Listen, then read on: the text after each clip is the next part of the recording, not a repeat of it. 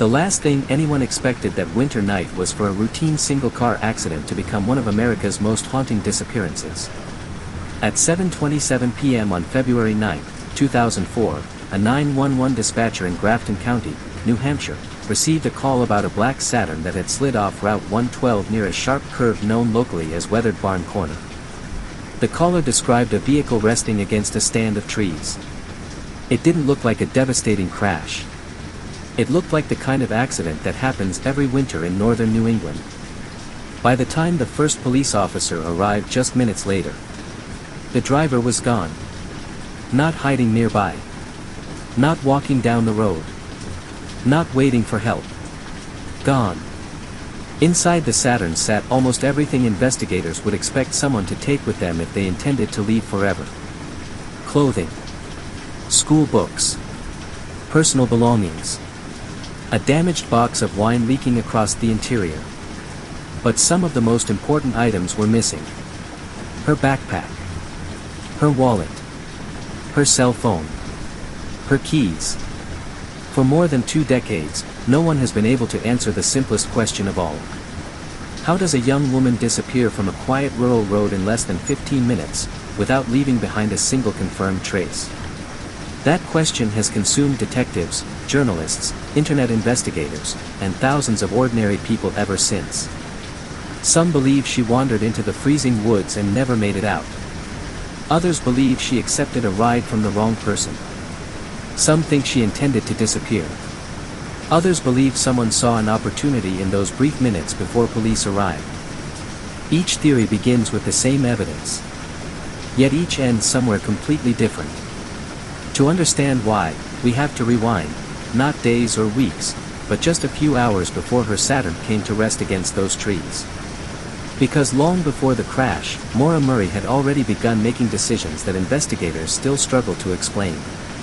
The morning of February 9th appeared ordinary on the surface.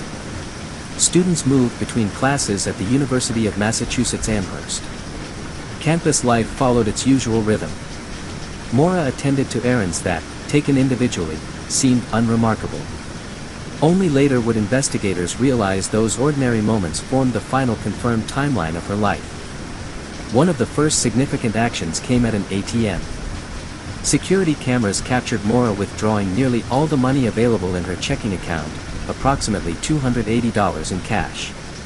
The footage would become the last confirmed image ever recorded of her. She doesn't appear panicked. She doesn't seem rushed. She simply completes the transaction and walks away. At the time, there was nothing unusual about a college student withdrawing cash. But viewed through the lens of her disappearance, every movement suddenly mattered. Where was that money supposed to go? Minutes later, another surveillance camera documented her entering a nearby liquor store. She purchased several alcoholic beverages. A bottle of Bailey's Irish Cream. A bottle of Kahlua. Vodka. And boxed wine. The purchase itself raised questions, but not because alcohol was unusual for a 21-year-old college student. It was the combination. Enough to suggest she expected to spend time away. Possibly alone. Possibly with someone else. Receipts preserved the transaction. The cameras confirmed she left carrying the purchases. After that, the trail becomes increasingly difficult to interpret. Back at her dormitory, investigators later determined that Maura packed clothing, toiletries, textbooks, and other personal items. She didn't empty her room. She didn't leave it exactly as it was. Instead, it appeared as though she expected to return after several days. That impression became even stronger when investigators examined emails she had sent earlier that day. She contacted professors and her supervisor, explaining there had been a death in her family and she would need approximately 1 week away from school. There was just one problem. No one in her family had died. The message wasn't simply mistaken. It was false. Why? Investigators have debated that question for years. Was it an excuse to take an unplanned vacation? A way to avoid questions? Or evidence that something much larger was unfolding beneath the surface? The email solved one mystery. It confirmed Maura intended to leave Amherst. But it created another. Where exactly was she going? Digital records helped answer part of that question. Earlier that day, Maura searched for directions to northern New England. She viewed lodging information in Vermont. She looked at accommodations in the White Mountains. She made phone calls inquiring about rental properties. Those calls suggested planning, not spontaneity.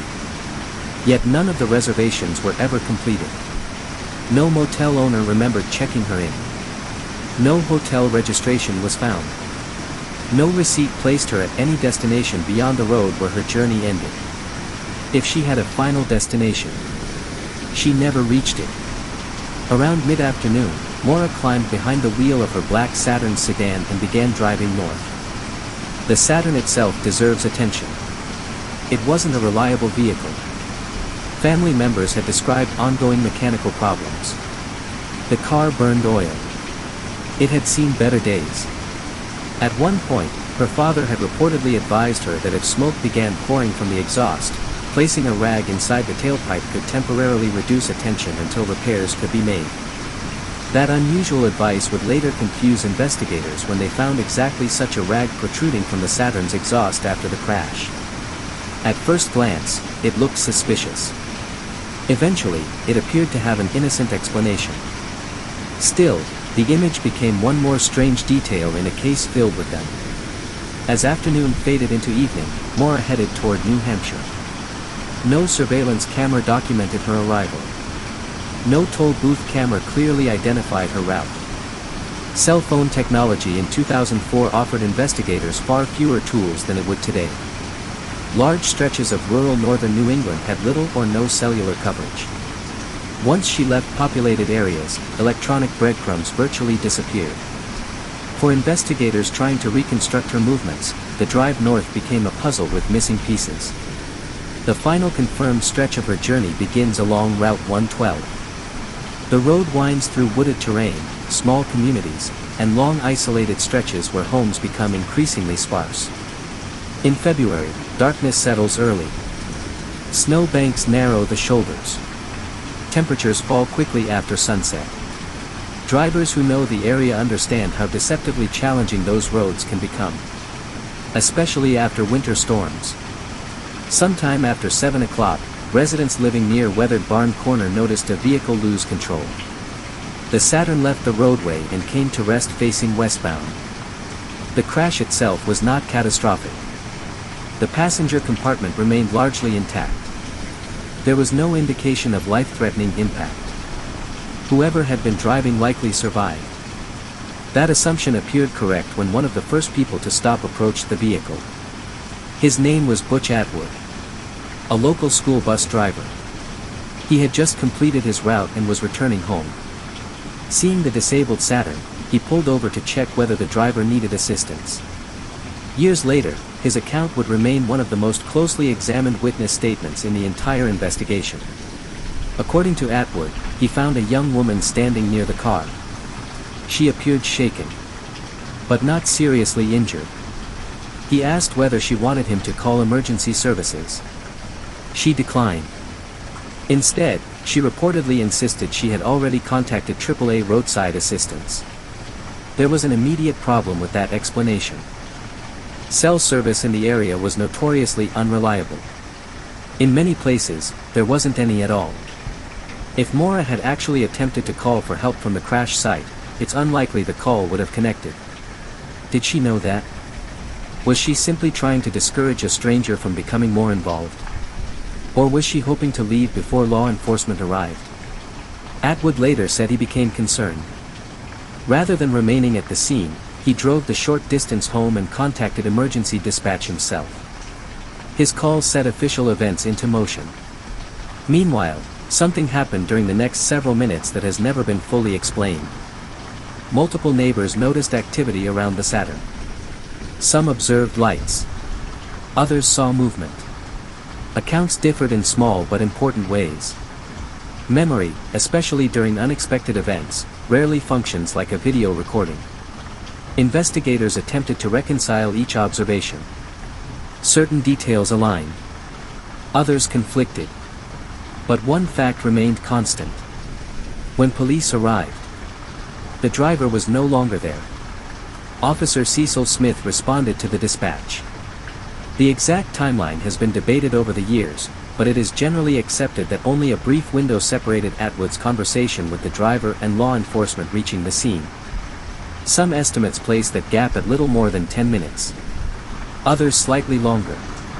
Either way, it wasn't much time. Smith found the Saturn abandoned. No footprints clearly leading away across the snow. No injured driver asking for help. No obvious indication of where she had gone. The interior offered only fragments. The airbags had deployed. A box of wine appeared damaged, with red liquid staining parts of the vehicle. Alcohol containers were present.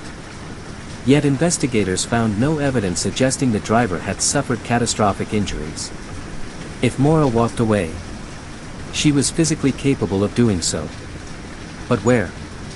And why? One possibility seemed obvious. Perhaps she feared being cited for driving after drinking. Only 2 nights earlier, another accident had complicated her weekend. Her father had traveled to Amherst to help her search for a replacement vehicle. That Saturday evening eventually ended with Maura crashing his Toyota Corolla into a roadside guardrail. She wasn't seriously hurt. The incident itself seemed isolated. But now, less than 48 hours later, she had crashed another vehicle. 2 accidents. 2 nights. Could panic have influenced her decisions? If she believed police were about to arrive, would she have tried to avoid them? It would explain leaving the immediate scene. But only for a moment. Running from an accident is one thing. Vanishing forever is another. That distinction lies at the center of this mystery. Many missing person cases begin with violence. Others begin with obvious warning signs. This one begins with something far more unsettling. A series of completely understandable decisions that somehow ended in complete disappearance. Within minutes, emergency responders began searching the surrounding area.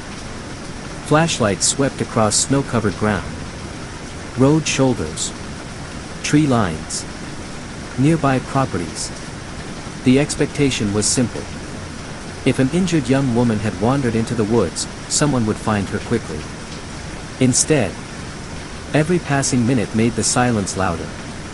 And before sunrise the next morning, investigators would discover something that transformed an ordinary search for a missing driver into a mystery unlike almost any other. Not because of what they found, but because of what they didn't. Dawn broke over Haverhill beneath a gray February sky, revealing a landscape that looked almost untouched. Fresh snow still covered the forest floor. The shoulders of Route 112 remained lined with packed snowbanks. If someone had left the roadway on foot the previous night, investigators expected the ground to tell the story. Snow has a way of preserving movement. A single set of footprints can reveal direction, hesitation, even panic. But as search teams expanded outward from the Saturn, they encountered something they hadn't anticipated. There was no obvious trail leading into the woods. No clear path disappearing between the trees. No sequence of footprints suggesting someone had stumbled through deep snow before collapsing from exposure. If Maura had walked away from the crash site alone, the landscape wasn't showing it. That absence became the first major contradiction in the case. Investigators knew she had been at the Saturn. Multiple witnesses had seen her. Then she vanished. But the physical evidence that should have documented those next few minutes was strangely incomplete. Search crews widened the radius. Members of the New Hampshire Fish and Game Department joined local police. Emergency responders moved methodically through the surrounding forest, checking drainage ditches, frozen streams, abandoned structures, and dense patches of woodland. Helicopters searched from above whenever weather permitted. Every search followed the same basic assumption. If Maura had become disoriented in the freezing darkness, she couldn't have traveled very far. The temperatures that night had dropped well below freezing. Without adequate shelter, surviving outdoors would have been difficult. Hours passed. Then days. Nothing. No clothing. No backpack. No phone. No signs of a struggle. No remains. The woods seemed to swallow every possibility. As investigators searched the terrain, another team began searching Maura's life. The first question was straightforward. Why was she even driving through rural New Hampshire on a Monday evening? She had told professors there had been a death in the family. That wasn't true. She had packed enough belongings for several days away. She had withdrawn almost all the cash in her bank account. She had purchased alcohol. She had researched lodging in northern New England. Each fact stood on solid ground. Together, they suggested planning. But planning for what? Detectives began interviewing family members. No one knew of any scheduled trip. No one expected her to be in New Hampshire. Her father, Fred Murray, was especially puzzled. Just 2 days earlier, they had spent time together looking for another vehicle because the Saturn had become increasingly unreliable. He knew the car was nearing the end of its useful life. He also knew Maura understood that. Nothing about driving it several hours north in winter made much sense. Then investigators revisited the events of Saturday night. After shopping for used cars with her father, Maura had borrowed his Toyota Corolla.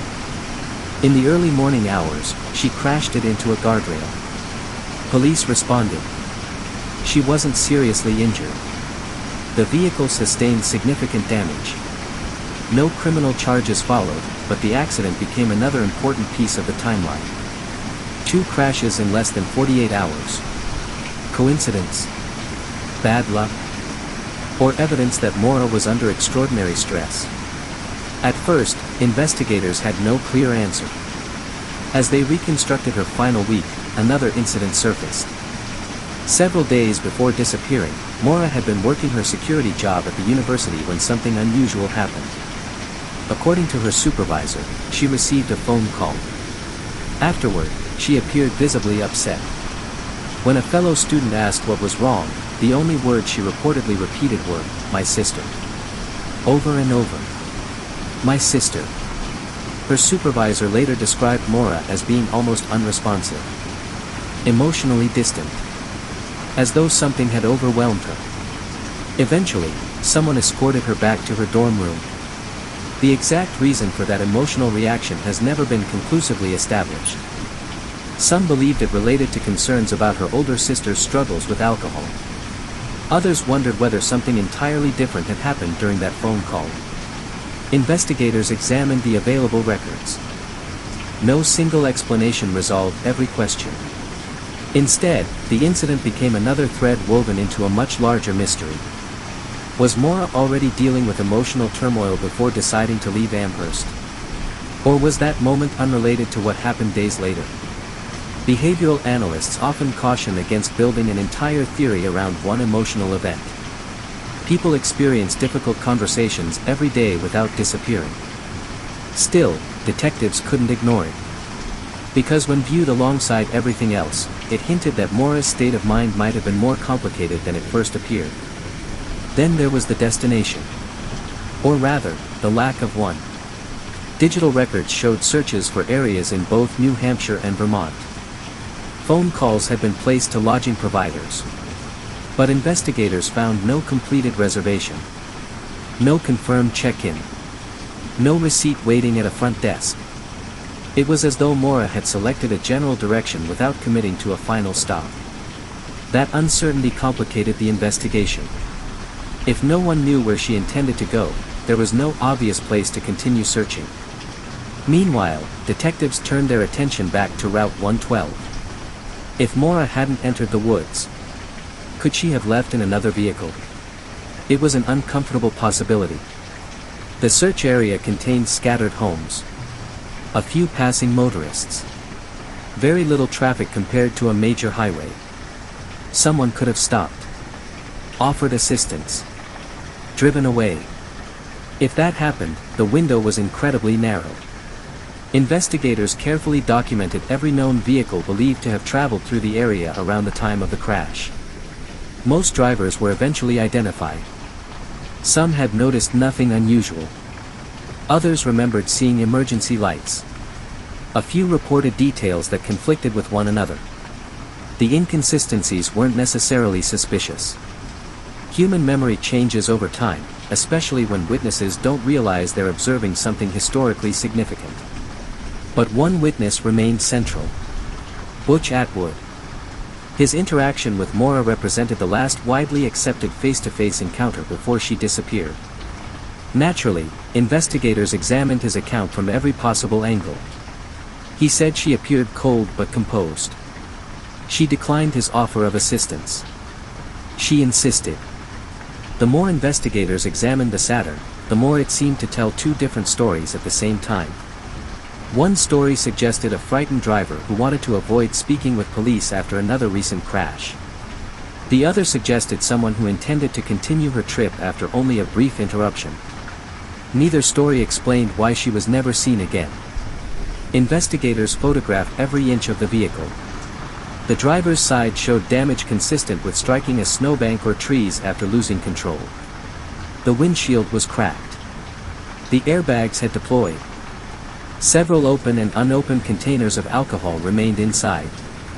A red stain spread across part of the interior where boxed wine had leaked after the collision. At first glance, it appeared possible that alcohol had played a role in the crash. But investigators faced an important limitation. There was no driver to test. No blood alcohol result. No way to determine exactly how impaired, or sober, Maura had been. That uncertainty has remained unresolved ever since. Among the items recovered were textbooks, clothing, personal effects, and printed accident forms. The accident forms immediately caught investigators' attention. Just 2 nights earlier, after crashing her father's Toyota, Maura had been given paperwork related to that incident. She had placed those forms inside the Saturn. It suggested that recent accident was still very much on her mind. Some investigators wondered whether seeing another police cruiser approaching on February 9th may have triggered panic. If she believed another collision could bring legal consequences, she may have decided to leave the immediate area before officers arrived. That theory explained the first few minutes. It did not explain the next 22 years. Then investigators noticed something unusual protruding from the rear of the Saturn. A rag had been stuffed into the tailpipe. Early speculation ran wild. Was someone trying to disable the car? Had someone tampered with it before the crash? Was it a signal? Eventually, Maura's father offered an explanation that was both simple and believable. Because the aging Saturn burned oil, he had once advised Maura that placing a rag in the exhaust could temporarily reduce the visible smoke if she needed to drive at a short distance before repairs. The explanation removed much of the mystery surrounding the rag. But it also illustrated a recurring pattern in this case. Nearly every unusual detail seemed suspicious. Until it didn't. Then another detail would emerge to take its place. As the physical evidence was catalogued, investigators requested assistance from search specialists. Among the most valuable tools available in 2004 were trained tracking dogs. The idea was straightforward. If a dog could identify Maura's scent from an item inside the Saturn, it might follow the path she had taken after leaving the vehicle. The results would become one of the most debated pieces of evidence in the entire investigation. Using an article believed to carry Maura's scent, the dog began tracking east along Route 112. For approximately 100 yards, the trail appeared consistent. Then, almost abruptly, it ended.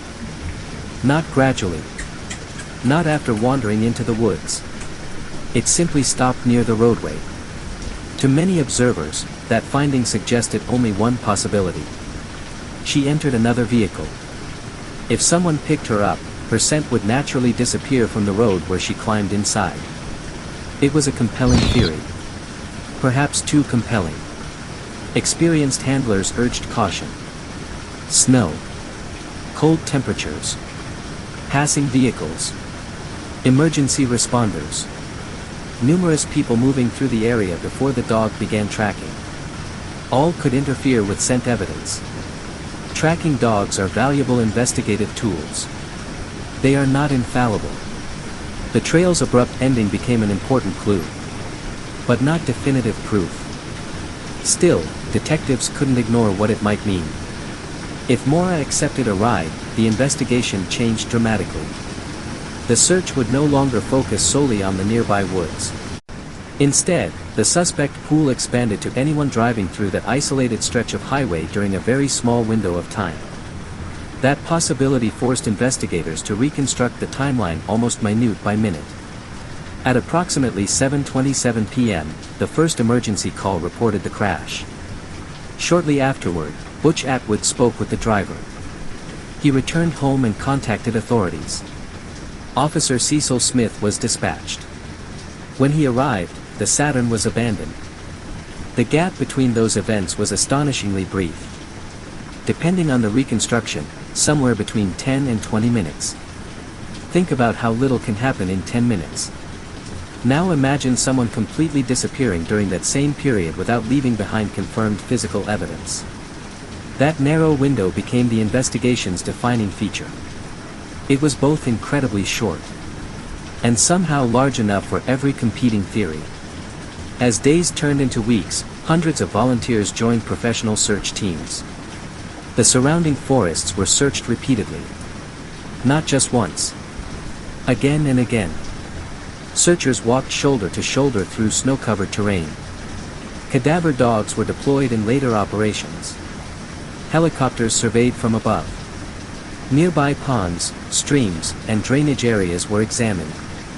If Maura had succumbed to the elements within walking distance of the crash, investigators believed they should eventually find some trace. Yet every major search ended the same way. Without Maura. This absence began challenging one of the earliest assumptions. Exposure is a tragic but well-documented cause of death in winter disappearances. Victims often seek shelter in unexpected places. Dense vegetation. Depressions in the terrain. Abandoned structures. Searches sometimes miss them initially. But over time, repeated operations usually uncover evidence. In Maura's case, that expected discovery never came. Years passed. The woods remained silent. For some investigators, that silence strengthened the possibility that she had left the area by vehicle. Not because there was proof, but because the alternative seemed increasingly difficult to reconcile with exhaustive searches. Meanwhile, another question quietly emerged. Had Maura intended to meet someone? Her internet searches showed she had researched northern destinations. She had called lodging providers. She packed enough for several days. Yet there was no confirmed reservation. No verified companion. No emails arranging a meeting. No witness expecting her arrival. If another person had been part of her plans, investigators found remarkably little evidence of it. Still, they couldn't rule it out. The absence of evidence isn't necessarily evidence of absence. It simply meant the trail had grown cold. As media coverage expanded, so did public fascination. Over the years, countless theories appeared. Some suggested Maura staged her disappearance to begin a new life. Others claimed she became lost in the forest. Still others accused local residents despite no publicly available evidence linking them to the crime. Investigators repeatedly faced the same challenge. Separating verifiable information from speculation. One of the most persistent rumors claimed Maura had carefully planned to disappear forever. On the surface, certain facts seemed to support that idea. She withdrew cash. She packed belongings. She lied about a family emergency. She drove north without clearly telling anyone why. But when detectives looked beyond those facts, the theory became more difficult to sustain. There was no confirmed use of her social security number. No verified bank activity. No passport record placing her abroad. No employment history under a known alias. No confirmed sightings that could withstand scrutiny. Vanishing intentionally is one thing. Remaining completely invisible for decades is another. The deeper investigators looked, the more every theory seemed to solve one part of the puzzle while creating another.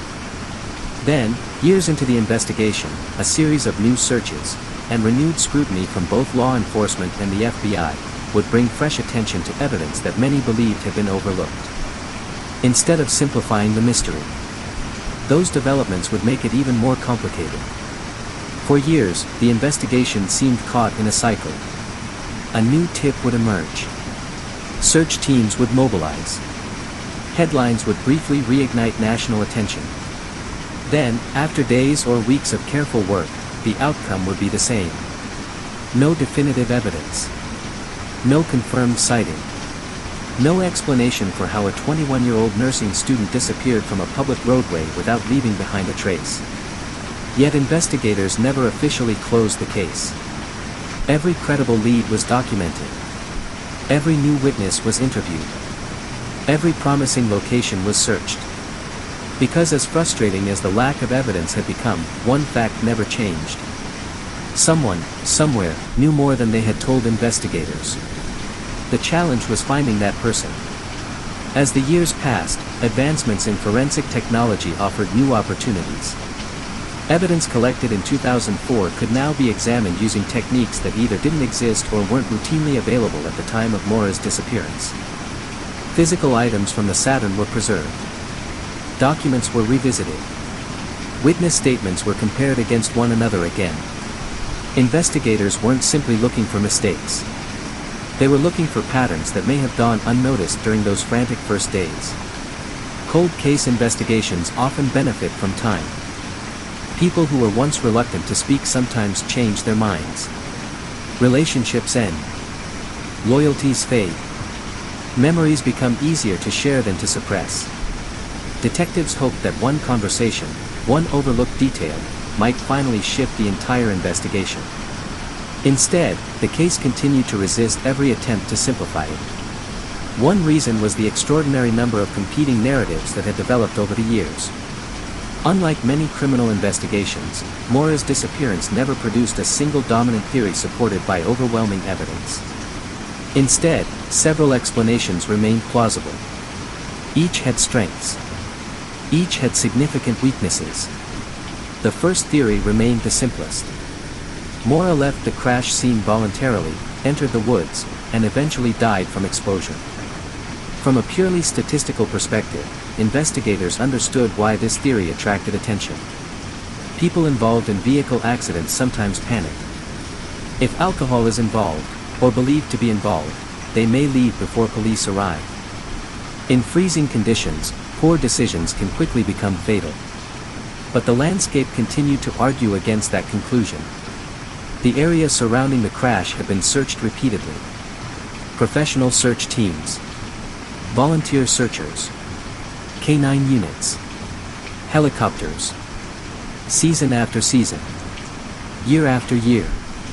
No confirmed trace of Maura had ever been located within the primary search area. Supporters of the exposure theory argued that dense wilderness can conceal remains for decades. Critics pointed to the sheer number of searches and questioned how every meaningful piece of evidence could remain undiscovered. Neither side could definitively prove its position. The second major theory centered on opportunity. If Maura remained near the roadway after Butch Atwood drove away, someone passing through the area may have stopped. On a cold February evening, accepting a ride would not have been an unreasonable decision. She may have believed she was avoiding a conversation with law enforcement.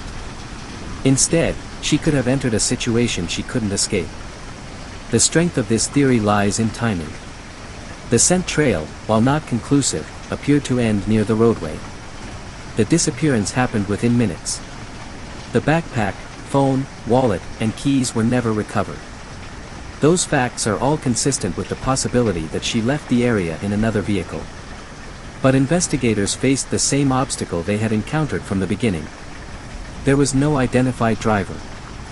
No eyewitness who reported seeing Maura climb into another car. No surveillance footage. No physical evidence linking any specific vehicle to her disappearance. The theory explained the disappearance. It did not identify the person responsible. Then there was a third possibility. Not that someone passing through happened upon Maura, but that she intended to meet someone before the crash. This idea emerged largely because of her actions earlier that day. Could she have been traveling alone with no specific destination in mind? That also remained possible. Again, the evidence refused to settle on a single explanation. Perhaps the greatest obstacle investigators faced was distinguishing between unusual behavior and meaningful evidence. Almost every decision Maura made during her final 48 hours could be interpreted in more than one way. The investigation became less about proving one theory, and more about eliminating those that no longer fit the evidence. Meanwhile, public attention continued growing. Hope returned to the investigation not because someone confessed, but because investigators believed advances in technology might finally answer questions that had remained frozen since 2004. Cold cases are often transformed by new forensic methods. A single DNA profile, a forgotten witness, an overlooked document. Sometimes the evidence has been there all along, it simply takes years for science or circumstance to catch up. That possibility kept Maura Murray's investigation alive. Over the years, law enforcement returned to locations that had already been searched. Properties changed ownership. Land that had once been inaccessible became available for examination. Ground-penetrating radar, cadaver dogs, and improved search methods were used whenever investigators believed there was a credible reason to revisit an area.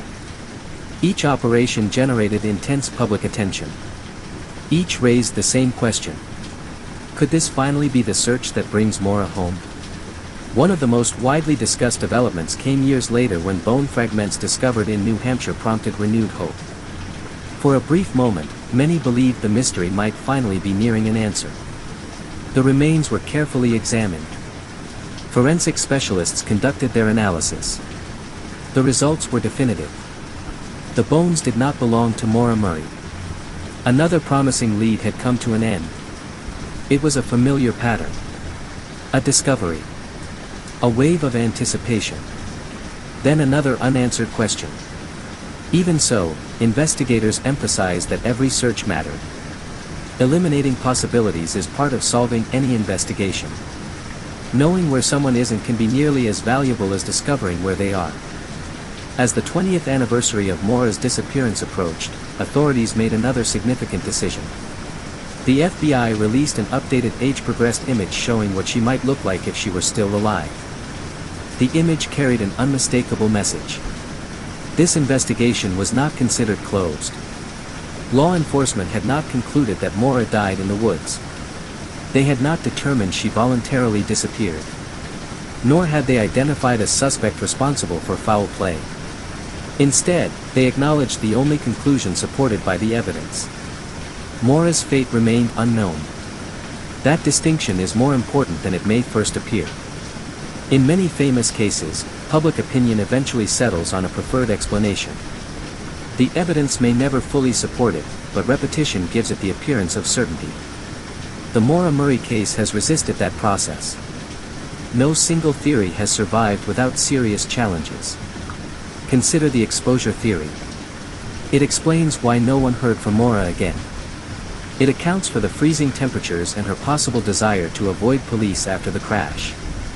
But it struggles to explain the repeated searches that produced no confirmed trace of her. Now consider the ride theory. It fits the narrow timeline. It aligns with the tracking dog's loss of scent near the roadway. It explains how she could vanish so quickly. Yet it depends on an unidentified driver who has never been confirmed by witnesses, forensic evidence, or surveillance. Then there's the voluntary disappearance theory. It points to the cash withdrawal, the packed belongings, the false story about a death in the family, the research into lodging. But it collides with another stubborn fact. There has never been a verified financial transaction, communication, employment record, or documented sighting proving that Maura intentionally built a new life elsewhere. Each explanation answers some questions. Each leaves others unresolved. Perhaps the greatest lesson from this case is how easily assumptions can become accepted as facts. For years, countless discussions have repeated details that were never verified. Rumors became headlines. Speculation became certainty in online forums. Names of uninvolved individuals circulated without evidence. Investigators repeatedly found themselves separating documented facts from stories that had grown larger with every retelling. When the verified evidence is stripped back to its essentials, the case becomes both simpler and more unsettling. The Maura Murray case has done almost the opposite. Every new piece of information has expanded the mystery instead of reducing it. Investigators have revisited witness statements, re-examined physical evidence, conducted additional searches, followed thousands of tips from across the United States. The result has not been a lack of effort. It has been a lack of definitive answers. And perhaps that is why this case continues to resonate with so many people. It doesn't ask us to solve an impossible puzzle. It asks us to confront something far more uncomfortable. How much can happen in 10 minutes? Enough time for someone to walk into the woods? Enough time to accept a ride? Enough time for a chance encounter to change a life forever? The truth is that all three remain possible. But probability is not proof. And in an investigation, proof is what matters. Somewhere between Butch Atwood driving home and Officer Cecil Smith arriving at the Saturn, the known story ends. Everything after that exists in darkness. There are no surveillance cameras capturing the next turn. No phone call revealing her destination. No witness confidently describing her final moments. Just silence. That silence has lasted more than 2 decades. Yet investigators have never stopped listening for the one voice that could finally break it. Someone may remember an unfamiliar vehicle traveling Route 112 that night. Someone may recall a conversation that once seemed insignificant. Someone may know why a young woman left Amherst under false pretenses and headed toward the White Mountains without telling anyone exactly where she was going. Or perhaps someone has carried the truth in silence for years, believing that enough time has passed for the questions to fade. But unanswered questions have a way of surviving. Especially when a family continues searching. Fred Murray has spent years urging investigators, the media, and the public not to let the case disappear from memory. For Maura's family, this has never been an abstract mystery discussed on television or online forums. It has been an empty chair at family gatherings. A birthday without celebration. A phone call that never came. A future permanently interrupted by one winter evening. Today, Route 112 looks much as it did in February 2004. Cars still round the same curve. Snow still blankets the trees each winter. Drivers still pass the place where a damaged Saturn came to rest against the roadside. Most continue without realizing they are crossing one of the most perplexing missing person scenes in American history. A place where the evidence ends almost as suddenly as the road bends. Perhaps one day, a forgotten memory, a new forensic breakthrough, or a single overlooked detail will finally answer the question that has lingered since that February night. Until then, the disappearance of Maura Murray remains exactly what investigators have always said it is. An active missing person case. A mystery measured not only by what was found, but by everything that wasn't. And somewhere beyond that quiet stretch of highway, the answer still waits.